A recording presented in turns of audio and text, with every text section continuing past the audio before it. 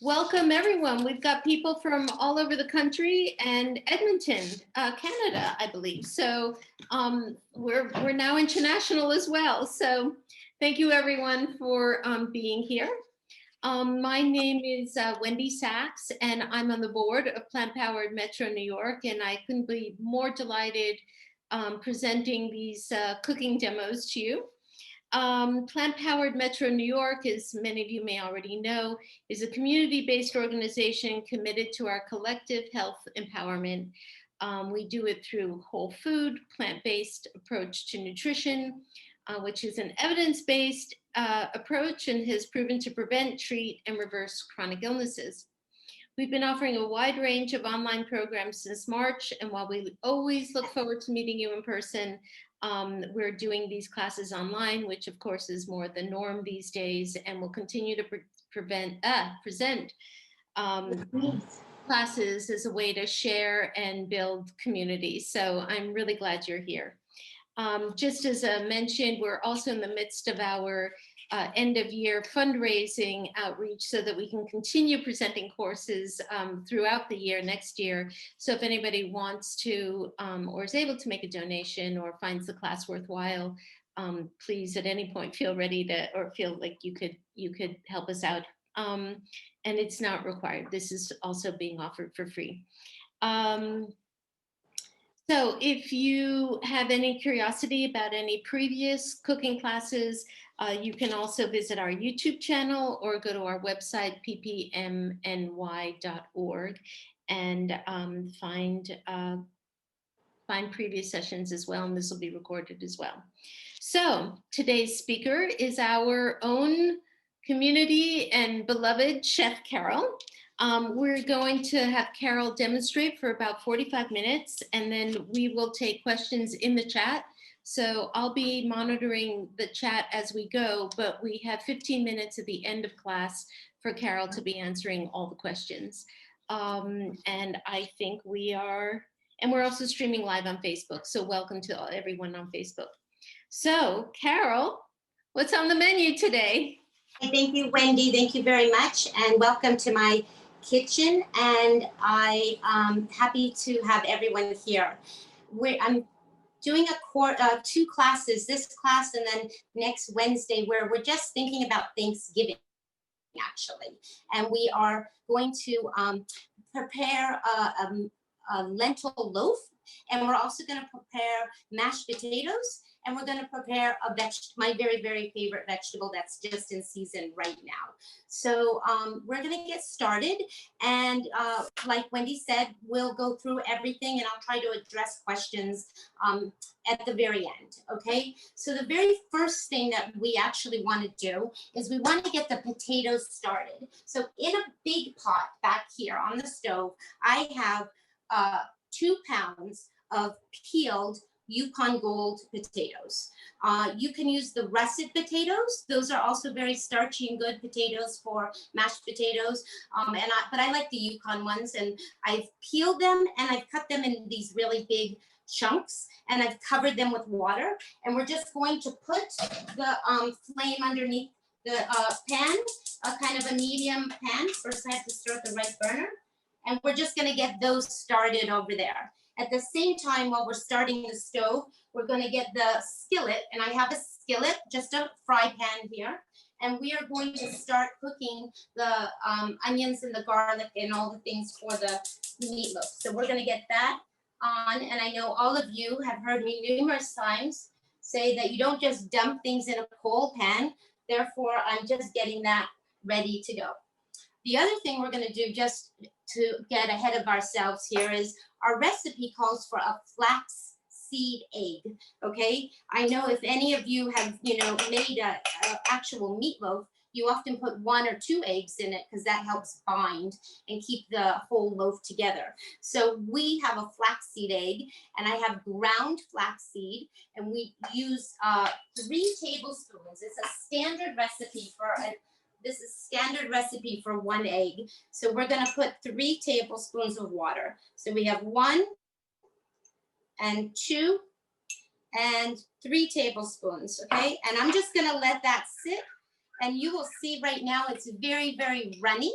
but it's amazing. It just kind of gels up, and that is gonna just sit there while we're doing that. We are gonna water or broth saute the onions because we don't use any extra olive oil and I don't use any salt. So we are going to gonna show you how we use the broth.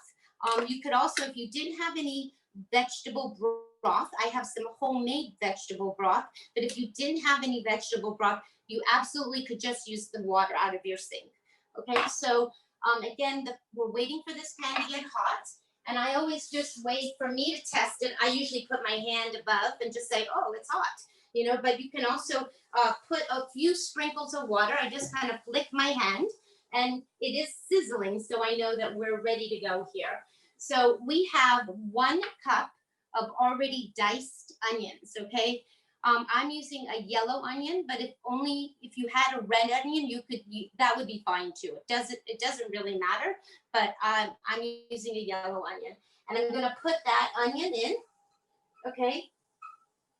And that's gonna get all very nice and hot. And we have the recipe. I like kind of keeping it close by, and we need 4 cloves of chopped garlic, okay? And I just want to show you something that's interesting. You know, when I write these recipes up for everyone, you have to kind of know what a normal clove is because cloves sometimes are gigantic. You know, sometimes they're really big, and sometimes they're really, really teeny, you know? So you kind of have to learn to estimate, okay? Look at the difference between the 2 of these things, okay? One is really small, and this is probably, I would say, 2. Okay, so you have to kind of learn to figure out what is really a normal 1 clove, okay? So I just wanted to show you that because there are quite a number of, I had really big cloves today and I had lots of really little ones. So what we're gonna do is we're gonna take this broth and we're just gonna pour a little teeny bit, like just a teeny, teeny bit. We're not gonna swim, we're not swimming the onions in it. We're gonna get a spoon, and it looks like they're basically steaming, but they're not. There's just a very little bit of liquid, okay?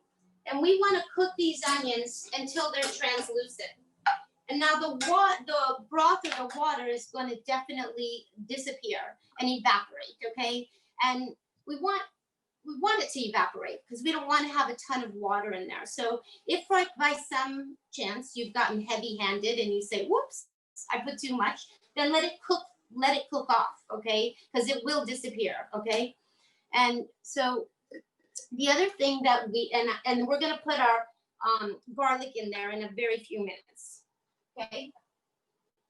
And we are also, the other thing that I like doing ahead of time is getting the oven preheated. So the oven will need to be at 375. So I would get the oven starting to get hot. So by the time we're done with the loaf, the oven is properly heated. Okay, so you'll put the oven on, and I'm stirring this. And again, there's a little more liquid in there maybe than I had hoped, but it's going to just come off.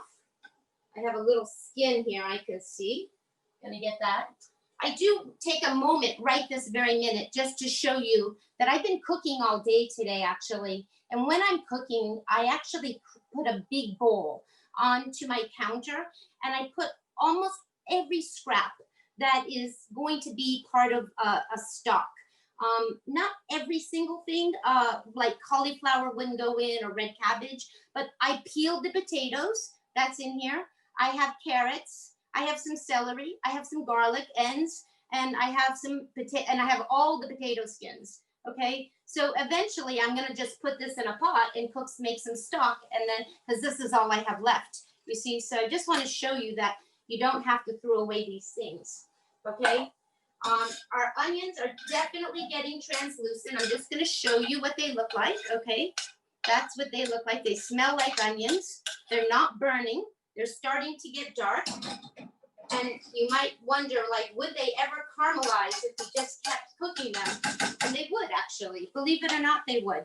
So I have the garlic already chopped, and it's going right into here, okay? That's going in there. And we'll put that right there for now. We'll just get that all tossed in like that. And at this point, it's we can start to add our carrots and our celery, okay? And I've already cut it, and we need half a cup of diced carrots and celery, okay? So I have prepared those right here, diced. This is each a half a cup. And I know that maybe some of you want to know, like, how do you make a dice? You know, so I'm just gonna show you with this carrot, okay? And we're gonna cut this end off, and we're gonna cut the little tip off, and I'm gonna throw that into my pile of stock, okay? And then I usually cut the carrot in half, actually. And then it's rolling around. You can do one of two things. You can cut a little sliver off, a little teeny sliver off, so that it's flat. Or you could take it and just hold it between your two fingers and cut right down the middle, okay? And I'm just gonna make a little 1/4 inch, not big pieces. I don't want big pieces. And I'm just gonna make, these are like carrot sticks, like when you eat a crudité, you have little teeny sticks. And those sticks are gonna eventually become small diced. Okay, so I'm just gonna show you, we don't need any more carrots actually. And I can hear the pan, and I'm thinking, I bet things are getting a little sticky in there. So I'm gonna add just a little teeny bit, not much, because we're gonna add our mushrooms in a very few minutes, and the mushrooms are gonna have a lot of liquid. So I'm gonna put the carrots in, okay, the carrots, the celery. That is, the onions are sticking just a hair, but not much, okay? It's looking really good, okay? And we also have some dry, and I'm gonna get rid of these carrots because we don't need all these carrots. Let's just get this and get this put in here, okay? So I just wanna show you what this is looking like. It looks really good. Again, it's starting to stick just a little bit, but it's okay, because the reason I'm not putting any more broth in is it's very, very second, and it smells fantastic. It really smells fantastic. The reason I'm not gonna put any more liquid is we actually have 2 cups of really small dice. Look how small that is, almost mushrooms, okay? And I'm gonna just show you what they look like in my hand, okay? Now, you can, if you didn't want to cut the mushrooms yourself into really small pieces, if you had a Cuisinart, you could just pulse it a couple times. You could rough chop the mushrooms, and then you could pulse it just a very few times, and you would end up with little tiny pieces of mushroom, okay? Now, the mushrooms are gonna release a lot of liquid, and I really like having the heat up on high, because we want to actually let all that liquid be released, and we want to seal in the juices, okay? That's very important when you're cooking mushrooms. And I'm going to put just a hair, because we're sticking here, and I can feel it. I can feel it and also see it, okay? And I had 2 mushrooms over here on the side I was going to show you, but let's get the spices in here while this cooks, and then I can show you how to make a small diced mushroom by hand. But let's just, so we need some spices, and I have to actually look at my recipe because I don't have it memorized. And we are going to need 1 teaspoon of cumin, okay? So that can go into here with all these ingredients here. So I'm gonna put 1 teaspoon, and I'm just gonna sprinkle that on, okay? And we are going to do 1 teaspoon and rosemary, and then we're going to also do a half of teaspoon of thyme, okay? And so one can just actually estimate it. I'm not gonna bother to get a half a teaspoon. But here's the dried, and what I usually do is I put it in my hand, and then I rub it in my hand. And that kind of releases, you know, the fragrance and the aromatics in the thyme. Okay, and we're gonna just mix this in. We still have one more thing to add, and which is a half a teaspoon, I believe, of chili powder. But I just want to show you how this is cooking up. Okay, that looks like that. It's looking very, very delicious. Okay, and there's still liquid in there, so I want that to go. And then we also need chili powder, if I am correct. we need a half a teaspoon. And I'm just not gonna bother getting a half a teaspoon out. We're just going to eye this, and I'm gonna do a half a teaspoon, okay?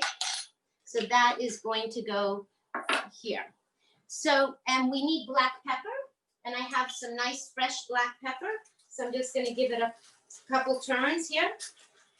Again, we'll adjust the seasoning as soon as we are, get everything all mixed. But that is looking really good, really beautiful actually.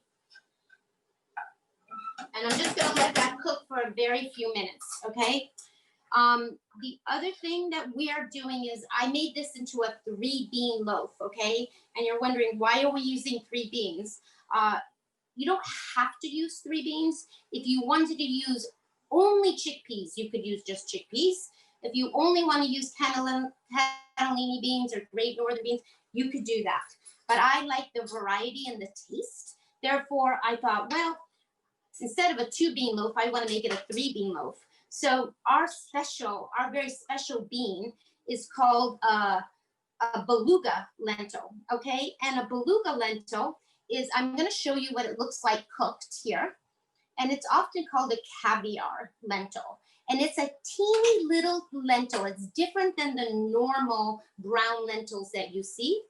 And it looks, I'm going to show you in the jar what they look like as dried. Okay, they're little teeny dots. Okay, can you see how tiny those are? They cook up really fast. You don't even need to soak them. Literally, they cook up in like a half an hour's time. And today I cooked, how much did I cook? I did 3/4 of a cup and got about a cup and a half of, about almost 2 cups of lentils actually. So the amount of these lentils, I have a cup, but if you only cooked enough for 3/4, that's fine. Okay, so I'm just making sure this isn't sticking. It is definitely getting drier. Now all the liquid, the mushrooms are getting cooked. It looks fantastic. And I think I'm pretty much ready to turn this off. Okay, so, and I just want to show you how beautiful that is, okay? It's really, really beautiful, and it smells fantastic, okay? We have our potatoes cooking. So now we're going to go, and what I've done ahead of time is I have drained, I have used canned white beans, and I had chickpeas. So I drained all the beans, drained them very carefully in a mesh strainer, and I kept the liquids because the liquid is good for other things later on. If you're making a chocolate mousse and you want to whip up that aquafaba, you can do that. Or I actually roast my vegetables in the oven with that aquafaba, the liquid from the beans. So I never really throw that bean juice out when it's the white beans. When it's the black, if I were draining black beans, I don't save that.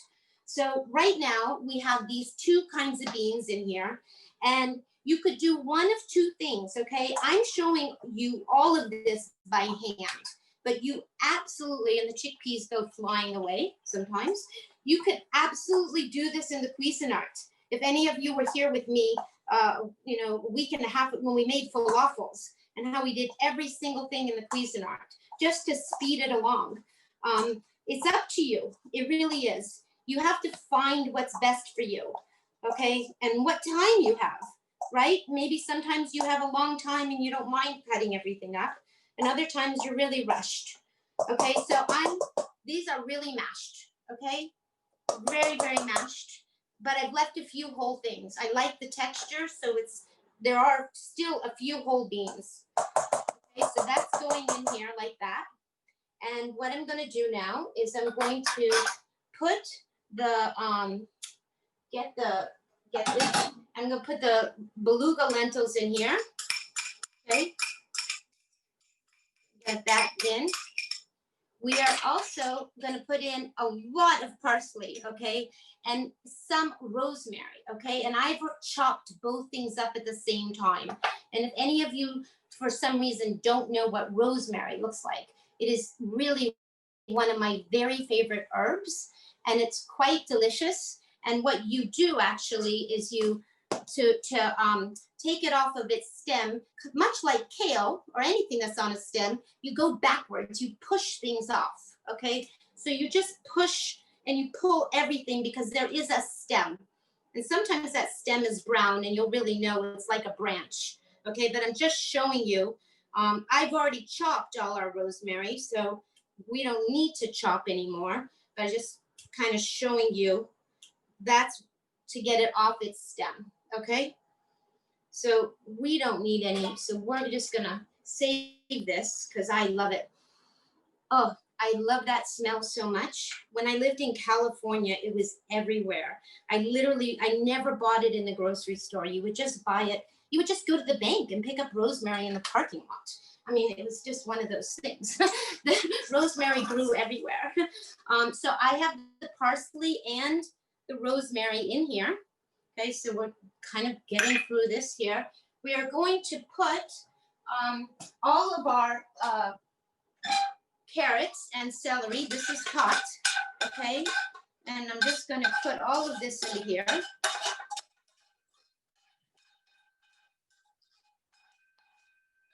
Now the recipe calls for some tomato paste, 2 tablespoons of tomato paste. And I do want to tell you that we're going to make a little bit of ketchup, really spicy ketchup. And it could be a kind of a barbecue sauce. It's not quite a barbecue sauce. But if you had a lot of like ketchup that's already made, then you could put that in here. You don't have to use the straight tomato paste. But I don't have any of that made until we make it together. So I'm just going to and we need to have 2 tablespoons. Okay, so I'm just going to, and I'm going to put 2 tablespoons.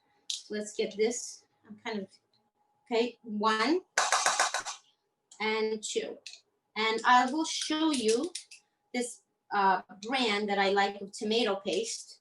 It comes in a jar and it's organic and it's really tomatoey. But a tip for all of you, if you can buy tomato paste in a tube, and that's a way to, keep it fresh so that it doesn't spoil. This jar, unless you use tomato paste regularly, would spoil eventually. It would get mold eventually, like after a week and a half or 2. So I'm very careful about using all of it. And if I think I'm not using it quick enough, I just take a tablespoon out and I put it on. You could put it in ice cube. You could line your ice cube tray and put a little saran wrap. But I just take a tablespoon out and wrap a little foil and I put it in the freezer. Okay, so you can just save it. And you can just buy the regular can, but this is the 100%, it's the bio nature, and I'm just showing it here. And I know that Wendy will put it in the chat for us, but this is the brand that I like only because it's so tomatoey, okay? And then we're gonna look now at our flax egg, and look, it's really congealed. And I'm gonna show it to you, and look at that. It's like, look at that. It is literally congealed and really great. That I think it's every time I do it, I feel like it's magic. I still haven't gotten over it. I love it. Okay, that's very thick. The same thing would happen with chia seeds, but for this, the flaxseed. Okay, so I like to read the recipe. I make these things, I make this a lot, and I use my memory a lot. But let's just, as a way, it's my habit to just run through everything. So we did the onions and the garlic, the carrots, the celery, the mushrooms, the chickpeas were already in the bowl. The white beans were in the bowl. And we added the beluga lentils, which are sometimes called caviar lentils. We did the tomato paste. We did our lots of parsley. And we did our flaxseed egg. And we did our cumin, rosemary, thyme, chili powder, black pepper. And we have to do our binding. And our binding is going to be our old-fashioned oats, okay? So let me get those. And I usually start with a half a cup, but almost always you need like a half a cup plus like 2 tablespoons, or sometimes you need even more. Sometimes you need 3/4 of a cup. And why does it change, you might wonder? The reason it changes, it depends on your beans, okay? I used a canned beans today and they were really weren't like the beans when I make them fresh, and they were really different. So I think that they're more mushy. So we might need more. So I start always just with a half a cup, okay? But I'm guessing that we're going to need more, okay? Now we're gonna just get this mixing, and you can see what this looks like, okay? You see? And often I go in there with my hands, and it's okay to go in there with your hands. The vegetables are probably still hot, actually. And I kind of use the back of the spoon to still kind of smash everything together, okay? Because we want everything. You know, it is just, the lentil bean loaves are so much like anything. It's almost better if it stays a day ahead of time. You know, like whatever we make today will be better tomorrow. You know, it's like spaghetti sauce. Some things just get better the longer they sit because of the flavoring. I can't help myself here, but I have to get in here with my hands, okay? And that is a natural thing because it just works better. It's a better tool, your hands. And I try to keep one dry, okay? And this is looking really beautiful. You see how the texture is. I just want to show you what that looks like, okay? And at this point, we could actually give it a taste. We've added everything. Now, at this point, it's kind of a judgment call, okay? A judgment call in the sense that you say, well, is it really feeling very wet? Do you think I need a little bit more of oats in here? And I feel like we need like 2 tablespoons or just a little bit, but let's taste it first. So we know what's going on. Yummy. It was yummy. Really yummy. And I really wash my hands. I'm actually gonna, and our potatoes are very much boiling. And let's get a look at the potatoes because we don't want to overcook them too much. We don't want to overcook them at all, really. They're getting done, I can tell. They have a lot of white foam on them. That's all the starch. And I'm going to put 2 tablespoons. Just going to put a little bit more, just a hair more, just a teeny bit. And the other thing that I want to do, put up away those, is today I was cooking this morning and I have just a little bit of cauliflower left over, just a little bit.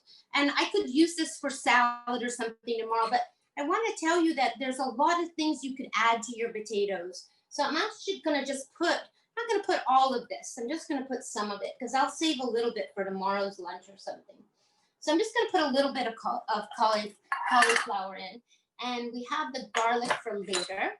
And we're going to, we have a piece of rosemary.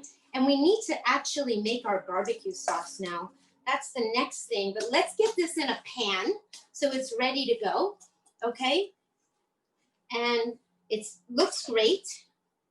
I do want to tell you that if you didn't want, for some, I don't know, strange reason, you don't want to make a meatloaf, you could absolutely take some damp pans and you could form these into a nice patty, okay? And what would I do? I would put them on a sheet pan with some parchment paper and I would put them all in lined up, you know, all the patties, and then I would bake them in the oven at like 375. And once they were in there for 10 or 15 minutes and the bottom was getting brown, then I would flip it over, okay? But we're making loaf, and I think it's nice to have a loaf. But you could definitely make the burgers. I want to also show you that there are lots of choices on pans that you can make your loaf, okay? I'm going to use a regular 8 by 3, 8 by 4, but often I use these little ones because I like making individual, like this would be perfect for 2 persons. I use this smaller one quite a bit. And I also use this big one, but this is way too big. So the reason I know this is way too big is it would work for today, but it just means our loaf won't be as high, and it will be more like down here. Like it will be a smaller loaf, and I like the loaf to be tall. So I am going to make it in this. I have this other pan, and what I've done is I have parchment paper, and I've cut it so that the parchment paper fits right in and it hangs over, okay? Do you see how that fits in there? And I'm leaving a little bit of it to hang over. And then I cut a skinny piece, and that's gonna go the other direction. And this is an incredibly deep pan. So the piece that I cut here is not hanging over, but it's okay.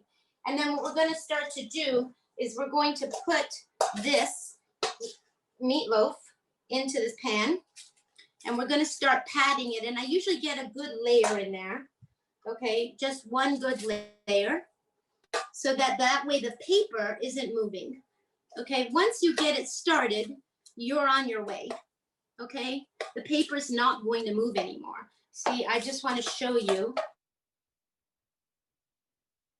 this.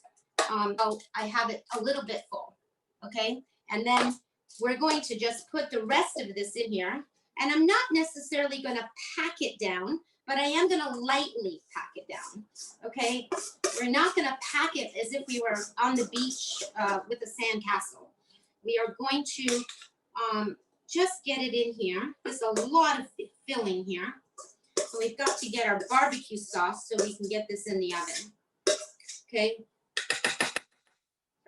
And that is that. And I'm going to put that down there. And what I'm going to do is get this all evened out, okay? And it looks really good. Very tall, actually. This pan, I can't get over how tall it is. Look at that, okay?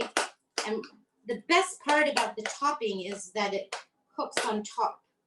Okay, so that is going to be our loaf, okay? And I'll show you what that looks like, okay? And if you want, you could give it a couple of hits on the pan, you know, how when you do baking so everything settles. But again, I haven't totally packed it, and my little flaps are still here because this is going to help me when it's done. I'm going to pull this, and that's what's going to get it out of the pan.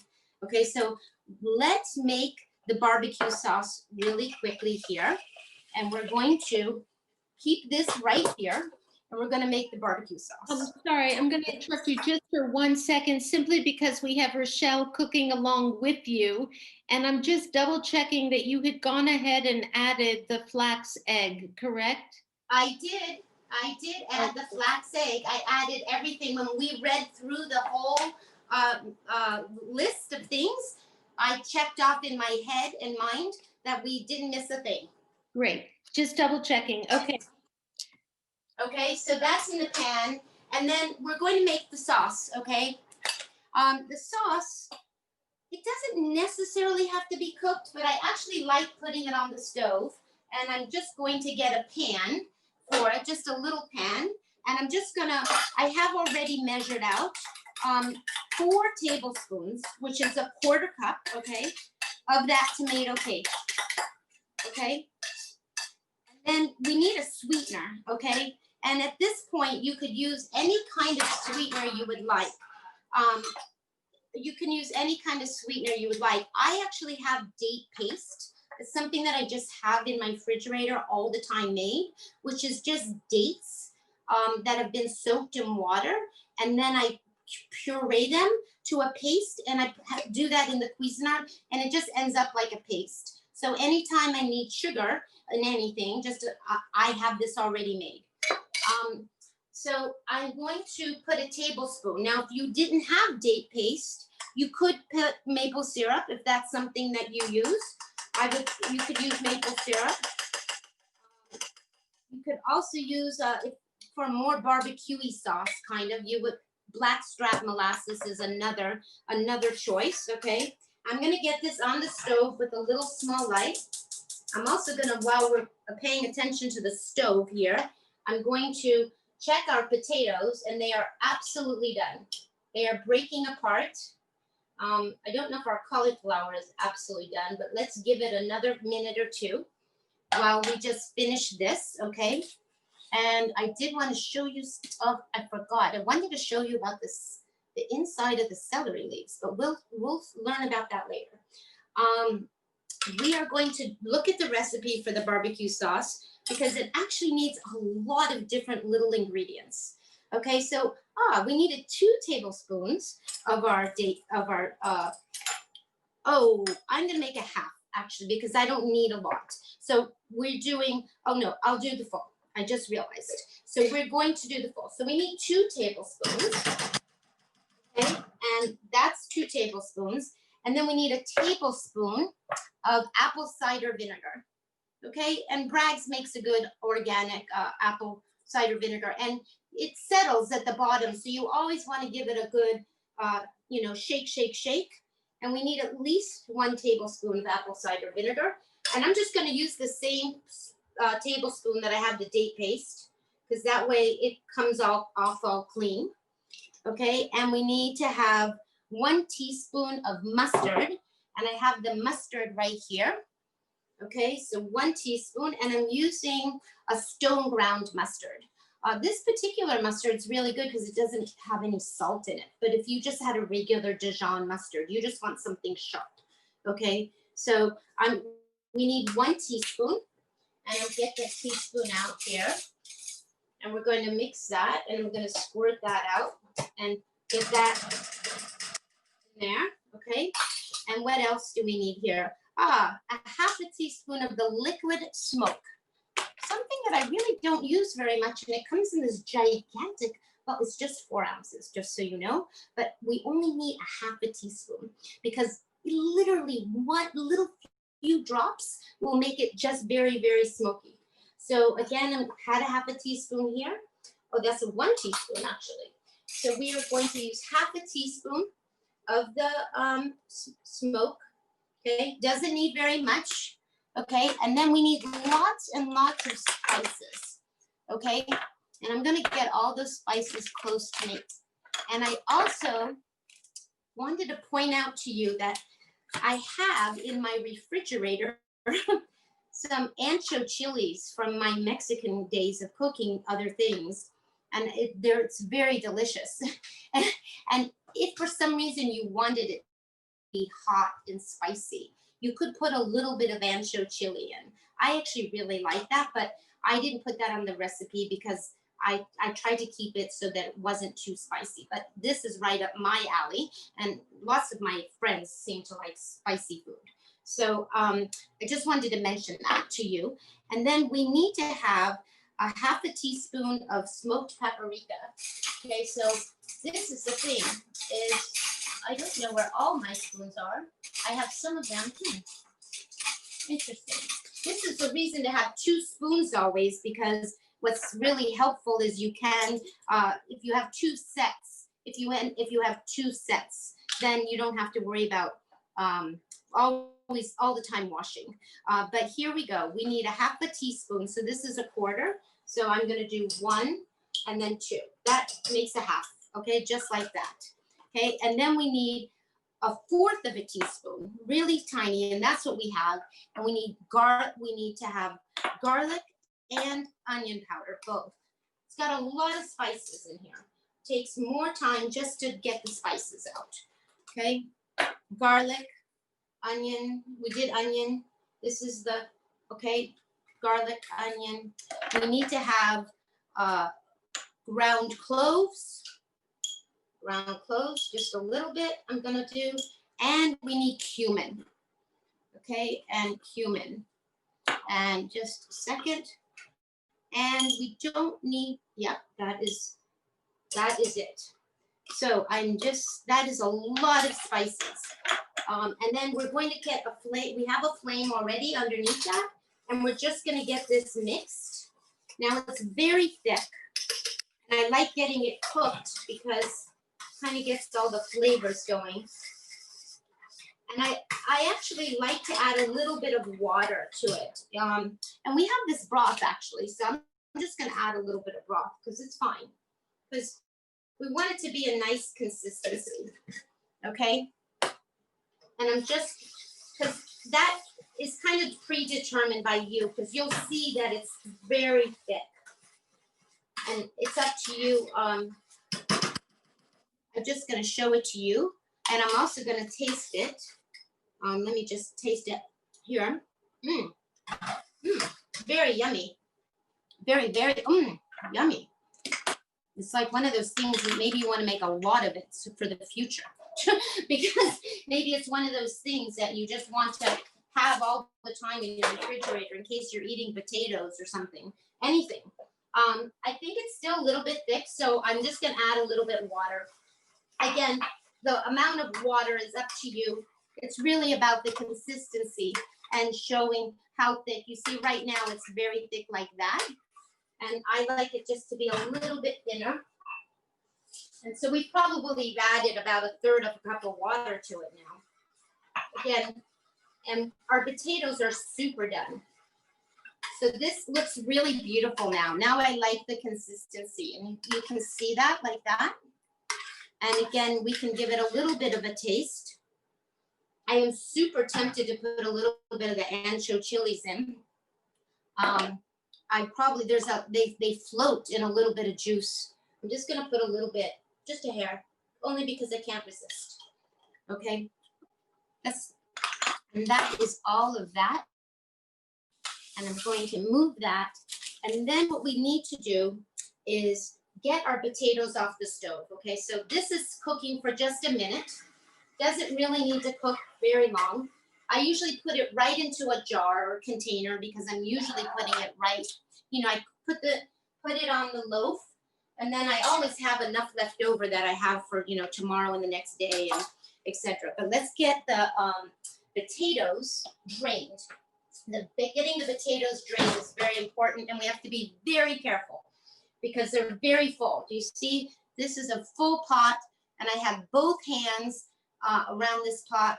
And this is the time when my glasses are going to get totally stained, or I'm going to get a facial. We are going to get rid of all the water. Okay. And I'm going to put this pot right back on the stove. Okay. And we're going to go right back, but we're going to get this loaf into the oven. Okay. And we're moving along here just fine. And we are going to decorate this because I like having it, the sauce on top. Okay. And this is good. It is very delicious. Very, very delicious. So I'm just going to take like 1 tablespoon, 2, 3, kind of like putting it down the middle. And then I get a back of my spoon. This goes right into a jar. Literally, I just take it and I immediately put it into a little container like this. And I just get it because we're going to serve that with the meatloaf.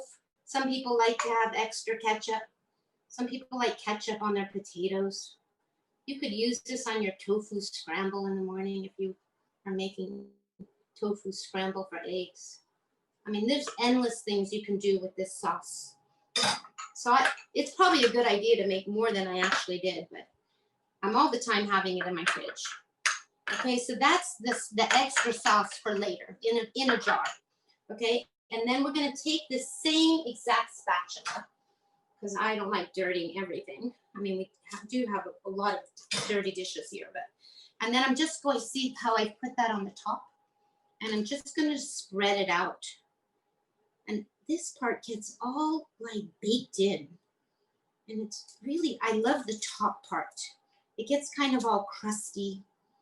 And it just gets all, it's like the top of a cake somehow when it's moist, after a few days. I love it. So I just kind of evenly put it on. I don't do anything really fancy with the sauce. There's no point. Okay.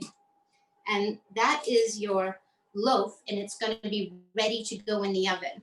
So what I suggest is that you get some foil. I have some recycled foil here that I can wash and you have used before. And I'm just going to cover this, and then it's going to go into the oven for 375, and it's going to go in for like 20 to 25 minutes covered. Okay, that's going to help steam it. Okay, and then after the 20 to 25 minutes, then you're going to take the foil off and you're going to let it cook for another 25 to 30 minutes. Okay, and how are you going to know? Sometimes, depending on how deep it is and how big, how shallow your pan is, you might end up cooking it at 5 or 10 minutes. The edges will start to brown. Okay, and then I use one of these, if you have toothpicks in your kitchen, I actually have these skewers, and I just poke the inside, like if you were testing a cake, and you see if it's dry when it pokes, and it's definitely done. The one thing I want to tell you, just like when we talk about baking and not rushing something out, we want, when this comes out of the oven, you absolutely want it to sit for 10 to 15 minutes, and you want it to rest, okay? And that is typical of, even if, I know that if you've cooked meat before, that you do that too, okay? It is a typical to let things sit, because just cutting it when it's piping hot, it could just fall all apart and end up in crumbs. Now the crumbs will still be delicious, but you're not gonna get nice slices, okay? So this is gonna go into the oven, okay? And into the oven it goes. And I actually have one that is coming out of the oven, which is in, and this is in my normal loaf pan. And you can see, I'm just going to show it to you right here, that it looks like this. Okay. And it is a little bit warm because we've had our oven on. And I'm going to leave it just right here for now. And I'm going to move some of these things so that we can, we're gonna also start our vegetable, okay? And I know that you don't need me to show you how to make a side vegetable, but because I'm so excited about this time of year, and it is literally my favorite thing, is to show you a Romanesco, okay? A Romanesco is an Italian vegetable, and I learned about it in Italy, and it is, you can buy it here at this time of year. It's only available, you'll find it often in the grocery store where your cauliflower and your broccoli is. Each little thing, it looks like an underworld, like it's come from the sea. Some people call it a cross between a broccoli and a cauliflower. And I just say that it's Romanesco, you know, because it has its wonderful flavor and it's a little bit buttery. And I specifically didn't cut it up because I wanted to show you that just like a cauliflower, you see, it looks just like this inside. You see? Okay, you can see that? And we don't need to cook so much of it. I just want to, we're gonna have it as a side. So I'm gonna put a little bit of water in the pan. Okay, just a little bit. And I'm gonna put this, put it back on this back burner, put the light on. And we're just gonna cut this really quickly, because just like we would, and I'm not gonna cut the whole, we're not gonna eat the whole thing. They look like little teeny Christmas trees. You see, look at that. Pretty cute, huh? But I cut these in half actually because they're too big, you know? And you could mix this with other vegetables. I love cooking this with polenta. It's one of my favorite ways. I think that the Romanesco tastes somehow creamy. I'm not sure why I think that. I don't say that about very many vegetables. And you can also see, kind of just break it apart, just like you would broccoli, okay? This is plenty of serving for us, okay, for our plate. So I'm literally gonna pick this up and put it right into the water, okay? I'm not gonna do anything to it. I'm not putting any salt in the water. I'm not putting any garlic. I'm not doing anything. But I do want it a little more covered. You see right now it's not covered. So I'm gonna give it a little more water. And that's just gonna cook. And if we wanted to cook it in a hurry, anything that you want to cook faster than, and you don't have patience, you use the lid, because then the water is gonna boil faster, okay? This goes into the compost, this goes for tomorrow, and I'm just gonna put it over here. So now we have our potatoes. I just wanna show you that I have a gigantic colander of potatoes, okay? And we want them very dry. I've let them drain, and I'm gonna put them back in this pan, the same exact pan. But before I put them in the same exact pan, I'm actually going to cook our garlic, okay? And we are going to put this pan on. And I mentioned to you, it's a little bit difficult, I will admit to you, when you're not eating salt to bring up the flavor for the potatoes, okay? So there are lots of ideas that I'm going to give you. You can use the coconut aminos. You can use some tamari. I love this chickpea miso, which gives it a little bit of depth. And so we're going to have three things. We're going to have the mustard. We're going to have the mustard. We're going to have the garlic. So what we're going to do is we're going to put this garlic in here because I don't want the garlic raw, okay? So I want to get it cooked. So I just have that in there. And we're going to put in so I have, we're going to put in a big teaspoon right here. Let me get this one washed because we have it dirty. And the garlic is in the pan, sitting by itself. And I'm getting a big teaspoon of the miso. Okay, and we're getting a teaspoon of the mustard. Okay, and that's just getting everything started. Okay, now one thing that I just realized that I like to do, but didn't do because I'm talking to you, is I usually like to save a little bit of the water from the potatoes. But that's okay. It's not a crisis. But if you can remember when you're draining them to have a bowl underneath your drain, because that water is very delicious and it's starchy and that helps cream our potatoes. Okay, but I'm going to use a little bit of milk, a plant-based milk. Okay, and I'm going to use, I think we'll need probably just about a quarter cup. I have a little water in here. Let's get that in there. Okay. And I'm just going to measure out a quarter. Okay. And this is dirty, but I like it to be over here. Okay. And I'm just going to, I'll get this spatula here. So we're just cooking. Okay. I'm just cooking this garlic. So I've kind of made like a little paste. Okay. Just a little bit of a paste. That way the garlic isn't raw. If you didn't want to use the garlic at all, you could use garlic powder or onion powder. Either way, I just like the freshness of the real garlic. Okay, so that, and then what we're going to do is we're going to get our potatoes into the back to the pot. Okay, and we have some cauliflower floating in there. Okay, and it's important we let those drain for a number of minutes already. And I'm washing the masher that we use for the beans.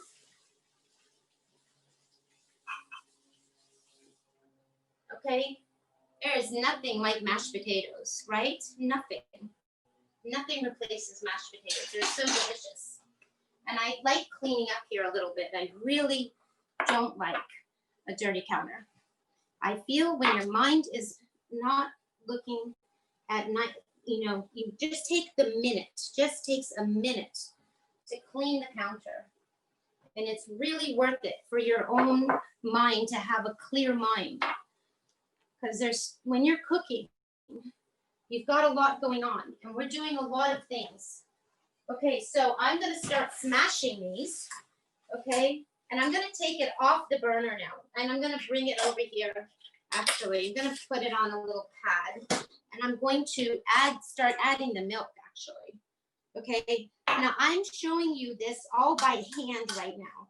Okay, and I suggest if you have a mixer, a stand mixer, like a Cuisinart, I definitely have one. But if you have a mixer or you have a Cuisinart, you should go ahead and put it in one of those machines because then you don't have to work so hard.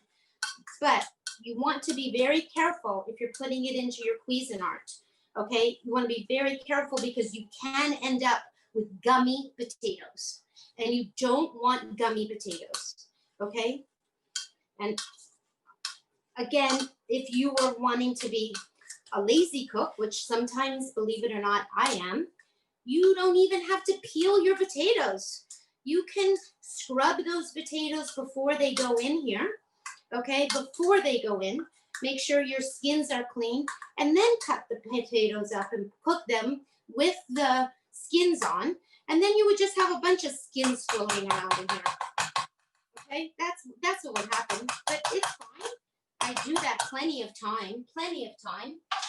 And it's best to get a nice big spoon. I'm gonna get this rice spoon because I have this rice spoon and it's good. And I'm gonna leave it a little bit chunky, but we can, I just want that, get that miso mixed in, okay? And if you want it to be not, there are some pieces in here still of potato, okay? It is not super smooth, okay? And it's a really stiff right now, okay? And if we wanted it to be just a little bit looser, I'm just going to show you this and then we're gonna plate everything, okay? But I'm just gonna put a little bit more milk, just a little, okay? And up until now, we've done all this by hand, right? Okay, all of it, which is just fine. You don't, some people like to have the actual pieces in there. But right here, I have a really great tool that's called an Immersion Blender. Okay, it comes with 2 parts. This is what I cream soups with. Okay, and I'm just gonna put this in here, and we're gonna also check on our Romanesco because I'm not used to putting a lid on things like this. Okay, starting to boil, so it's almost ready, but not quite. And now we have to be super careful here because as soon as you put this on, it could start flying. And I have had potatoes on the ceiling. Okay, so start it low and it's at 1. This goes up to 5. Okay, and you can just give it. And what happens when you're mixing it like this, and you, again, if you had your Cuisin, if you had a big stand mixer, this would be a really great time to use it because it's strong. I like whipping the potatoes like this because it whips air into them, okay? Now my friend, who's standing very close by on the other side of the camera, could eat this whole pot. And I just can see him so happy eating these potatoes. And whenever I make potatoes, I think of him. Because some people just love potatoes. And they're really actually pretty good for you. I'm just taking this off. And of course we have to test everything. Now, as I mentioned to you earlier, if you wanted them smoother, you could add a little more milk, but I don't think we need milk. And I'm going to test them and taste them. Now, I think to bring up that flavor, because we're not using any salt, we use a little bit of black pepper. Okay, and I have some in here. I often use white pepper, but I didn't mention that in the recipe to you because I thought a lot of you might not have white pepper. But the reason to add white pepper is because then you don't have a bunch of black dots running through your mashed potatoes, okay? And I like putting a little teeny smoked paprika on top. And I have to just get the smoked paprika. It's close by, I can hear it. It's really yummy. So one of 2 things you can do at this point. You can just serve them and put them on the plate, or you can cook them in the oven and warm them up. But I'm going to give it a pinch of, just a little bit of pinch, like that, of smoked paprika. I like doing that on top. So I will show you. Okay, so we're going to plate this, okay? That is our mashed potatoes, okay? So we have nearly everything ready to go. We've got a lot of things over here. We need to get out the loaf. Okay, we need to get the loaf out, get the plate back here. And we need to look at the Romanesco because we don't want it overcooked. And I don't like it overcooked at all. And it's getting to be bright green, just like broccoli. And I think it needs another minute or two just so we won't forget about it. And we're gonna take out this, gonna take this out. And remember I told you leaving this helps us pull that out just like that. Voila. And look at that, not so dirty. So that's kind of a pretty good thing for the person that has to clean up. Okay, and that's what this looks like. You see how pretty that is? Okay, you have to be careful the way you slice this because you did, and I usually slice it pretty, about a ½ inch thick. And I just need my platter, and I'm just gonna get the platter over here, and I'm gonna get this. Okay, and I have a plate. Okay, and we're just going, I think each person would have 2 slices. So I'm giving it a cut, and I'm kind of using my hand to give it a cut. Okay, so this is what this looks like. I want to show you close up. Okay, so this is that, and I'm going to get another cut. I'm going to get another piece. Again, if you use your knife and you just cut down, you kind of smash it. It's kind of like a little bit like cutting bread. Okay, because it is moist and it is, you know, beans. Okay. And we are going to check the Romanesco in a minute. I like serving my mashed potatoes with a scoop, a big scoop like this. Okay, so I'm going to put, I don't know, you could put 1, but I think 1 needs to have 2 scoops. Okay, right? So you could just do it pretty like that. And this is usually when I put a little teeny bit of dusting on I like putting it in the oven like that, but in a pan and baking them so they get really crusty. But I do a little bit of a sprinkling like that. Okay, and then we get our Romanesco, and let's just make sure. And how do we know that it's done? We know that it's done because you've cooked broccoli before, right? And you've cooked cauliflower, I'm hoping. And it's basically done because I can easily insert a fork into it. Okay, it's just like when you're cooking a potato, cooking a beet, okay? And of course, this does need to get drained, okay? And I'm just gonna drain it. I'm draining it in the exact same colander that I had the potatoes, okay?